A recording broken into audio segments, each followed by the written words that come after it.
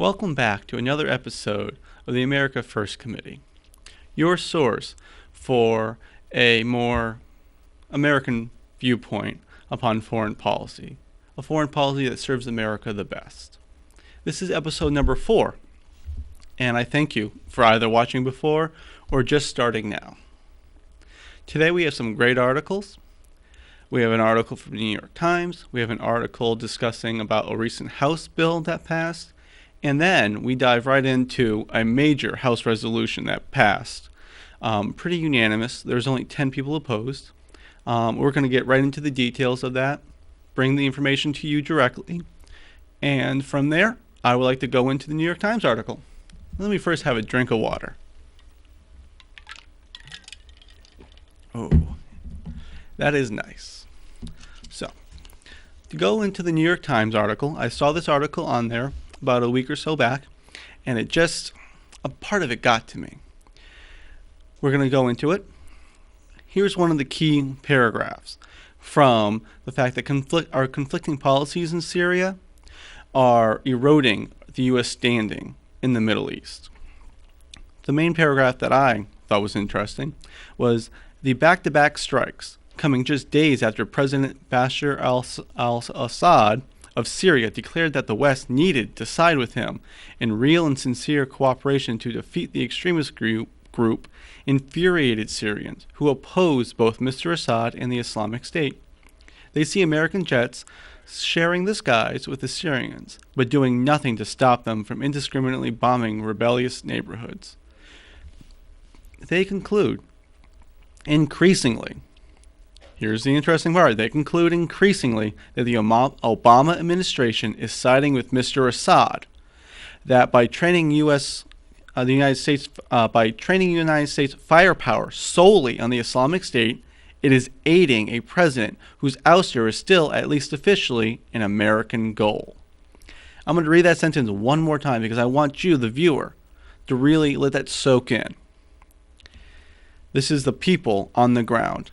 They conclude increasingly that the Obama administration is siding with Mr. Assad, that by training United States firepower solely on the Islamic State, it is aiding a president whose ouster is still, at least officially, an American goal. Yet again, we're getting involved in another nation, and we're trying to pick sides, but we can't pick the right one because, at the end of the day, there is no right one for their country. It's for them to decide. That is fundamental. And by us doing what we're doing now, we are angering future and potential working groups within that country that we will have to work with in regards to any type of trade.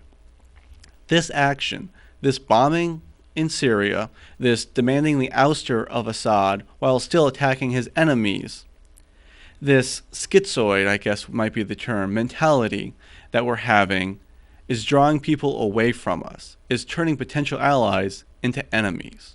And we cannot have that. It doesn't make us safe at home. And it doesn't make their homes over there any safer either. With that, we're going to jump into the next article, which deals with Syria recently. This is within December 4th. So we're looking at 3 or 4 days back. And this schizoid, we want him gone. We want Assad gone, but we actually want him to stay because we're going to attack his main enemies. Let me just get into this. House approves expansion of military operations against ISIS/ISIL. In a 300 to 119 vote, the House approved the newest annual spending bill, pumping another $585 billion into the Pentagon for assorted wars, including the newest war against ISIL. The bill also includes an extension of the authorization for the Pentagon to train and arm moderate Syrian rebel factions, which was supposed to expire on December the 11th. The bill will extend the deadline through 2016. House Democrats sought to add provisions defining the scope of the ISIS-ISIL war, but failed to get that out of the committee. The bill includes some funding of the war, but no specific authorizations. The Senate is expected to bring the vote up next week and is largely expected to pass. Though Senate Republicans are complaining about the many unrelated provisions crammed into this vote. This again is getting us into this I don't want to use the word quagmire, but it is getting us deeper and deeper into this. We're going to now be trying to find moderates. The same moderates that the other article that has pretty good reporting behind it was finding are being more and more alienated by our actions over there. We're going to try to save face now by giving weapons to them. Now, a great representative out of Hawaii gave a good speech on the House floor about this. And I think I have footage even of this, if I can just try to pull that up. This is going to explain so much to you and about our position at the America First Committee. Thank you, Mr. Speaker. Our troops, our country, and our communities deserve far better than the defense bill that passed today. The hidden provision in the amended H.R. 3979 to authorize training and arming the so-called moderate Syrian rebels for the next 2 years with no limit on how much money can be spent has seriously polluted this critical piece of legislation. I could not in good conscience vote to support the so-called moderate forces who often work hand in hand with Al-Qaeda or ISIS and whose personnel and weapons often end up in the hands of those terrorists. This bill continues the same failed practices of undeclared war, regime change, and nation building that have held us mired in the Middle East for over a decade. Thank you very much, Mr. Speaker. I yield back. She says it beautifully. Let me pull up one thing that I wrote down. Representative Gabbard out of Hawaii. That was her name. I'll have a link if you're watching this online below to that, so you can actually see it. You can actually have a link to her and her website. But again, she brings up a notion that I don't think I've brought up on purpose before. I might have just slipped saying it, but I think it's a key phrase in the America First approach to foreign policy, which is no nation building. Nation building it's tough, dirty, long work. And if we're building their nation over there, we have to be shortchanging ourselves over here because resources are always finite and we don't have an unlimited ability to be able to do that. If we had, obviously, utopia would have been blessed upon us, but it's not. We live in reality. And while occasionally people might bring up the examples, which are the exceptions, of Japan and Germany, we still have troops stationed there. And we still have agreements there that are trying to be beneficial to them, and that is from the 1945 agreements. Now we think 1945 to 2014, that is a very long engagement that we had to endure and we had to spend money on. And we can't do that for every country in the world. Those are exceptions. And I believe exceptions, in this case, prove the rule. That to do so is often catastrophic. With that, we're going to go into a House resolution that passed. And it's extremely sad that this House resolution passed because it is so jingoistic. It is so, what's the term? It is so two-faced. It is so I'm looking for this. If you know what I'm looking for, write it down. Send me an email. Respond to my Twitter account.